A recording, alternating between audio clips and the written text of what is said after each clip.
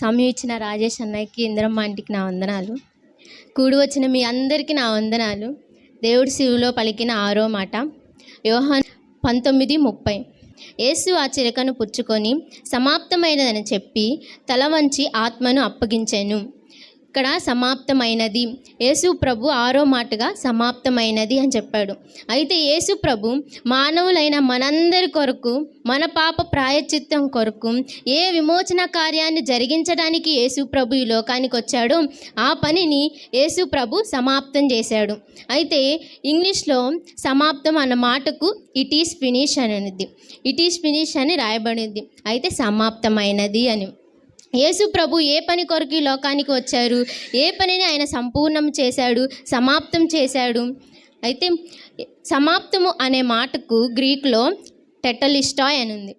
టెటలిస్టాయ్ అనే పదం అర్థం ఏంటంటే paid in full. Paid in full అంటే పూర్తి వెల చెల్లించబడింది అని. మన పాపం యొక్క రుణమును, మన పాపం యొక్క శిక్షను యేసు ప్రభు సిలువలో భరించి మనందరి పాపం యొక్క రుణమును ఆయన సిలువలో చెల్లించాడు. మనం ఏ పాటి వారం ఆయన మన కొరకు ఆ పూర్తి వెలని చెల్లించాడనమాట. అయితే యోహాను 17:4. అయితే తండ్రి ఇచ్చిన పనిని కుమారుడు పూర్తి చేయడానికి ఈ లోకానికి వచ్చాడనమాట. అసలు తండ్రి ఇచ్చిన పని ఏంటి? యేసు ప్రభు తండ్రి ఇచ్చిన పనిని ఏం పూర్తి చేశాడు? అయితే ముఖ్యంగా చాలా ఉన్నాయి అంశాలు. అయితే 4 అంశాలు చూద్దాం. అసలు యేసయ్య ఈ లోకానికి వచ్చి మనకేం సంపూర్తి చేశాడు అనేది. 1 లూకా 4:18-19. అయితే యేసు ప్రభు ఈ లోకానికి రావటం గల కారణం ఏంటి? సువార్తను ప్రకటించడానికి, బీదలకు సువార్త ప్రకటించడానికి, చెరలో ఉన్న వారిని విడిపించడానికి, గుడ్డివారికి చూపునివ్వటానికి, ప్రభు హితవచనం ప్రకటించడానికి. అయితే ఈ లోకానికి దేవుడు రావటానికి గల కారణం సువార్తను ప్రకటించడం. తండ్రి యొక్క సువార్తను కుమారుడు వచ్చి ఆ పనిని పూర్తి చేశాడు. అయితే ప్రతి ఒక్కరికి సువార్తను అందించాడు. ఆయన బీదలకు సువార్తను అందించాడు, చెరలో ఉన్న వారిని విడిపించాడు, చూపులేని వారికి చూపునిచ్చాడు. అలాగే ప్రతి ఒక్కరికి, అనారోగ్యం ఉన్న వారికి స్వస్థతనిచ్చాడు, అద్భుత కార్యములను చేశాడు. అయితే వచ్చిన ఈ పనిని కూడా సువార్తను ప్రకటించి ఆ పనిని పూర్తి చేశాడనమాట. 2వది యోహాను 10:10. అయితే ఇక్కడ గొర్రెలంటే నీవు నేను మనందరం యేసు గొర్రె పిల్లలం. ఆయన మంచి కాపరిగా ఈ లోకానికి వచ్చాడు. అయితే ఇక్కడ రాయబడింది ఏంటంటే మంచి కాపరి గొర్రెల కొరకు తన ప్రాణం పెట్టును అన్నాడు కదా. ఆయన మంచి కాపరిగా ఈ లోకానికి వచ్చాడు, మనందరికీ సమృద్ధి జీవాన్ని ఇచ్చాడు. జీవం నుంచి మనందరినీ సమృద్ధి జీవంలోకి ఆయన సిలువలో మరణించి ఆ పనిని కూడా సంపూర్తి చేశాడనమాట. అయితే యేసు ప్రభు తండ్రి ఇచ్చిన పనిని సంపూర్తి చేశాడు.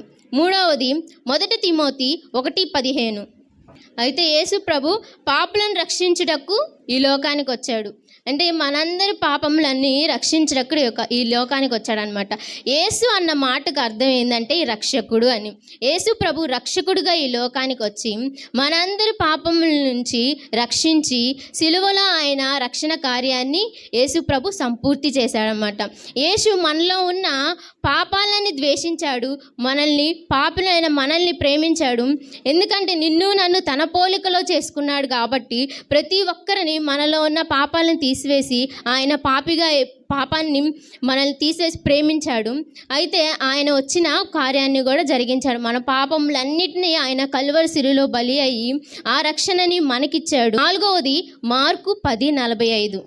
అయితే ఇక్కడ యేసు ప్రభు తన ప్రాణాన్ని మనకిచ్చుటకు వచ్చాను. అయితే మనకంటే ఏదన్నా జరుగుతుంది అంటేనే మనం ఎంతగానో భయపడతాం. కానీ అలాంటిది యేసు ప్రభుకి లోకానికి రాకముందే తెలుసు. ఎందుకంటే ఈ లోకానికి వస్తే యేసు ప్రభుకి ఎంత కఠినమైన శ్రమలు అంటే దేవుడు వచ్చినా కానీ అలా తట్టుకొని నిలబడ్డాడు.